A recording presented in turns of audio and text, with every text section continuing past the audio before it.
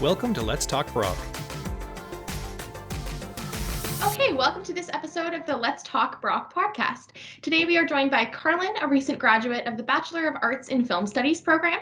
Karlyn was the student film representative for 2 years, the VP of Administration for the Communications, Popular Culture, and Film Student Society, and she was heavily involved in other extracurriculars, which made her time at Brock so memorable. Thank you so much for joining us today, Karlyn.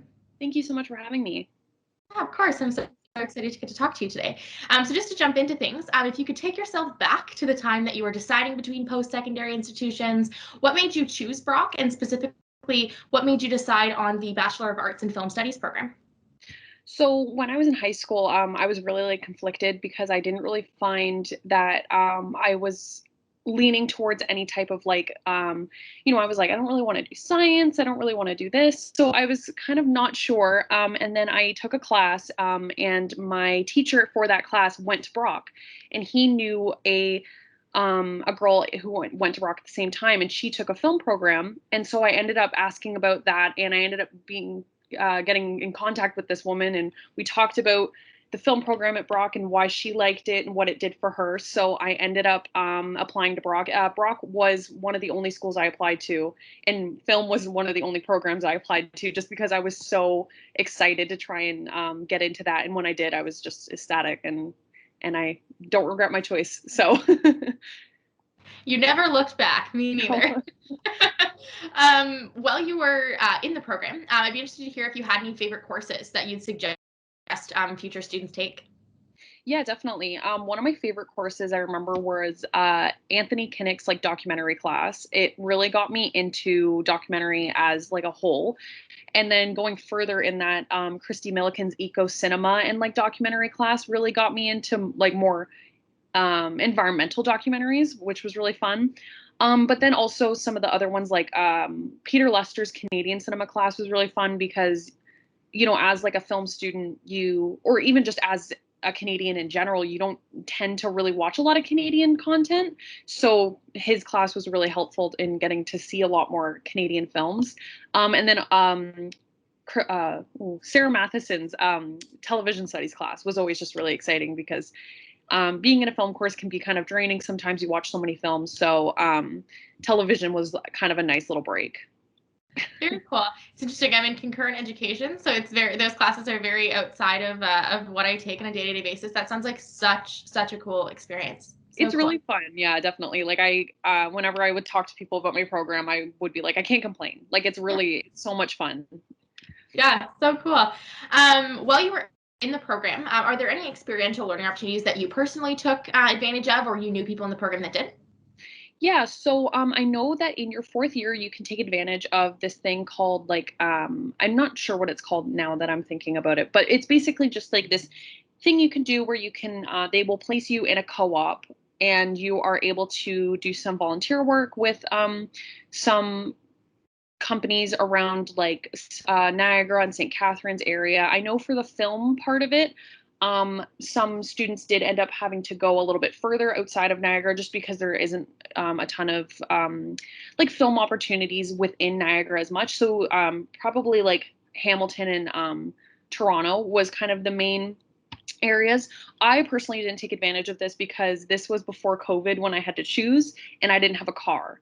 So I was like, oh, I probably wouldn't be able to get there. And then, of course, COVID happened and everyone was doing their co-ops from home. So I kind of missed an opportunity. But my roommate did it, and she's in the same department. So I would definitely recommend it to anybody because it definitely is good for work experience and also getting to know the community a little bit better if you're not from Niagara Falls. I'm not from Niagara or the St. Catharines area. So I definitely would have liked to be able to kind of immerse myself more into the community, and that's a great way of doing it. Yeah, for sure. I think networking is a huge thing that's often overlooked with experiential learning, like co-ops and everything. Networking is huge. It's a great opportunity. Mm-hmm. You mentioned that you would suggest someone take advantage of that experiential learning. Do you have a specific piece of advice for anyone entering the film studies program? I definitely think that keeping an open mind when taking classes is really important because a lot of the classes we do take are tend to deal with some heavier subject matter than you would kind of expect. In some classes we watch films about, documentaries about the war, or some wars, and so sometimes it can be a little difficult to tackle that kind of topic when you're watching it in like a Tuesday afternoon and you're just kind of like sitting in class like, wow, I can't believe I'm watching this right now. So I would definitely say to any like film student coming in, just to keep an open mind, just to kind of like not put yourself in, oh, I'll only be watching like Oscar nominated films, because you're not. You're going to be watching films from across the world. And so you want to make sure that you're keeping an open mind and making, just taking advantage of, like, because a lot of the films we do watch, you wouldn't normally see on like a day-to-day basis. So it's definitely a good opportunity to watch those films and maybe to understand some content that maybe people in Brazil deal with on a day-to-day basis, and like their kind of their film industry and stuff like that, as an example. But anyway, that's probably my biggest piece of advice, because I've definitely been in that seat being like, why are we watching this? So, just keep an open mind. Yeah, such a different perspective. Mm-hmm. What are your current career goals within the film industry? So at the moment, I'm kind of torn between getting into some type of pre-production. I've always really been interested in casting. I've always been like that. I was in that kid in high school who like knew every actor of every movie, and so now I'm like, well, I might as well put that to work. But either that, or I would also really love to get into environmental documentaries. I just think that that's something that's really important, especially today in our environmental climate. And I just think that bringing awareness to certain things that are going to affect us in 10 years, 20 years is definitely something that we should be talking about now, so that we can hopefully change or be ready for, I guess. Absolutely. So while you were a student at Brock, you fulfilled a role as the VP of Administration for the Communications, Popular Culture, and Film Student Society. I was wondering if you could tell us a little bit about your role, the society, and even the film festival, if you kind of get into that. Yeah, definitely. So my role in this student society was basically to kind of keep tabs on everyone, just to make sure I have everybody's contact information. It's basically just to make sure I know who's in the society, and I could get in contact with them if I needed to. Another role I had was basically just taking minutes when we would have meetings, which were kind of like every week or 2 weeks, depending on what was going on. But the society itself is basically just a student-led society where we get together and plan events for the CPCF department. So there are things like trivia, like pop culture trivia, or we have our grad speaker series where we invite recent graduates to come and speak about how they've used their time at Brock and like how it's helped them later in life, kind of thing, where they're at now. And then the 24-hour film festival, which this year was the 72-hour film festival, just because we wanted to give people a little bit more time to kind of organize themselves. Basically, the 72-hour film festival it's where we give students an opportunity to get into groups. Normally, we would get them into groups. This year, we kind of encouraged solo projects, so we didn't, ask them to congregate, I guess is the right word.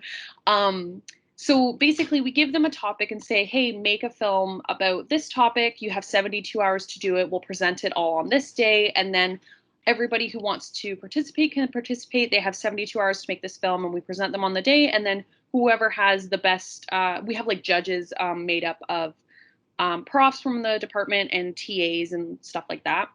And so they pick a first place and a second place. And then usually we have like one or two other prizes that the groups can win. And it's a lot of fun. It really lets people kind of have a creative outlet in the middle of kind of a hard time, because it usually runs between like March 1st to like the end of March. So it's kind of a heavy, work time. And so it kind of gives the students a creative outlet, and it's really exciting. Like, and I've never personally like made a film, but I've been on the committee of organizing it, and I've also just been like a spectator. And it's every time it's always so fun. And we honestly encourage people outside of the CPCF department to participate. If somebody's in maybe concurrent ed and just has a like for making films, we definitely encourage people to give it a shot, because it's always so much fun. Awesome. It's one of those things that as a Brock student outside of that program, I hear about and I see, and I would like to get involved in a little bit. That's really cool. Yeah. I understand you also had a role as the student film representative for the CPCF program. I was wondering if you could tell us about that role, and also why would you recommend that film students get involved? So, as the student film rep, I basically sat in on department meetings and was basically the student voice or like I guess it was more like I was the representative for the student body of the film program, and I was also kind of a leeway for the profs to kind of communicate. So that way, somebody was just kind of in on the meetings. We would have one for every major, I guess I should say, in the department. So there was a film, a business comm, media comm, and a pop culture rep. So basically, yeah, we would just sit in meetings, and it was nice because you would get to kind of know what's going on a little bit more in the department, as well as getting to know some of the profs that you might not kind of know because you don't really take their classes, just because there are so many profs, of course. But I would definitely recommend it to anybody who is looking to maybe get to know profs a little bit better. It definitely helped me create a better relationship with my professors. And it also just like helped me create a better relationship with like students as well, maybe who I wasn't in classes with and I didn't have like any type of opportunity to have a relationship with them. It was nice that people could reach out to me and talk to me about something to do with the film department and how they would maybe try and improve it, or something that they had questions about. I was always there to help. But I would definitely recommend it to anybody who is just kind of looking to, maybe not like, if you're a little bit nervous to join like a club right away, this is definitely a good way to just kind of put your foot in the door and just to kind of have a better relationship with your profs, definitely. Yeah, for sure. I also think for anyone listening, even people outside of the film program, I would say most departments, if not all, I believe all departments, have some kind of student Mhm. association or student representative team, and it really is a really great way to network within your field. It's really great. Yeah, Um, definitely. what is the Badgers Building Bridges program? What is your role as the mentorship coordinator, and why would you recommend students get involved? So this year, basically, myself, Izzy, who was the media coordinator, I believe, and a couple profs in the CPCF department basically created this program called Badgers Building Bridges, which is basically a program where we wanted to provide first year students a better opportunity to kind of get involved in the CPCF department with COVID. So we wanted to make sure that if they had any questions regarding the department, or any questions regarding like, classes outside of, academic questions, we want to leave that up to the TAs and the profs. But we wanted to make sure that if they had any questions about, where they would go, if they wanted to ask questions about how to, pick their courses, we would, provide resources. So my role as the mentorship coordinator was basically I had a hand in selecting the mentors that we provided to the students. I was a leeway basically between the mentors and the profs that were kind of in charge of the department, and basically just was there to answer any questions they had. Made sure that if they needed some help with reaching out to one of their mentees, I was there to help. And it was a really good run this year. I'm not sure if they're going to be running it next year, because I don't know. Brock's been a little bit unsure about it, but hopefully, if you can go to actual classes on campus, we won't need to do this. But it was definitely a good thing to have for this year with COVID. And just we wanted to make sure that the feeling of disconnect between the students and the department wasn't felt too hard with COVID and not being on campus, and actually being able to speak with people. And we definitely wanted to just make sure that they had this voice of people who have gone through a couple years at Brock in those department, or in this department, and in those programs, that we wanted to make sure that they had another voice to just kind of help them along the way. For sure. I think it's really valuable. I also think it was interesting across all programs this past year to see how the university and so many different departments and groups really stepped up to make up for that and to add that mentorship. And in an online world, it was really difficult. So that's really, really awesome. What a great opportunity. Outside of the roles that we've discussed, you were heavily involved, obviously, as a student. Is there any other extracurriculars, clubs, sports, or volunteer opportunities that you took part in that you'd suggest to other students? So when I went into Brock, like in my first year, right out of high school, I was really nervous because it was kind of my first time away from home. And I'm from a very small area, so I was kind of comfortable in what I knew, but I was ready to, get out a little bit. And I played softball when I was in high school, and I know that Brock has a softball team, but I never ended up trying out because I was just too nervous.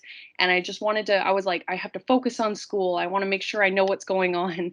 And I definitely regret not trying out for the team, or even just getting more involved until, like, I find that I got more involved as like years went on. And I really wish I could have gotten involved right from the get-go, just because it would have opened up a lot of doors for me, and I think I would have met a lot more people. So I definitely encourage anybody who's coming into Brock, especially in the film program, just because it is such a small program, to just get to know your pros, ask if there is anything that they need help with, like whether that be like the student society or anything that they're working on. It's definitely a good way to get your foot in the door, get to have a better relationship with your pros early on.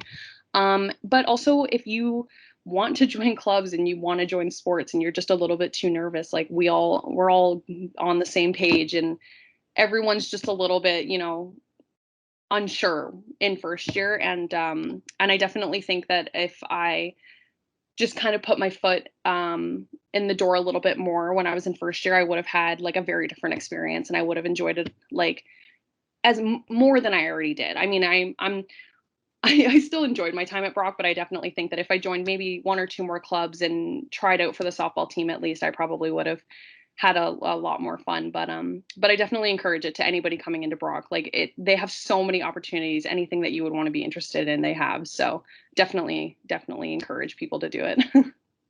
Yeah, for sure. I think it's interesting that you say that, because I think if you asked most upper year students or graduates, they would say the one thing they probably regret is not getting involved enough. I don't think you'd ever find someone who'd say, I regret getting involved. I wish that I'd gotten involved less. So yeah, for anyone, listening that's coming into first year or in first year, I think as hard as it is to take that first step, getting involved, asking for opportunities is really going to elevate that experience for sure. Definitely, yeah.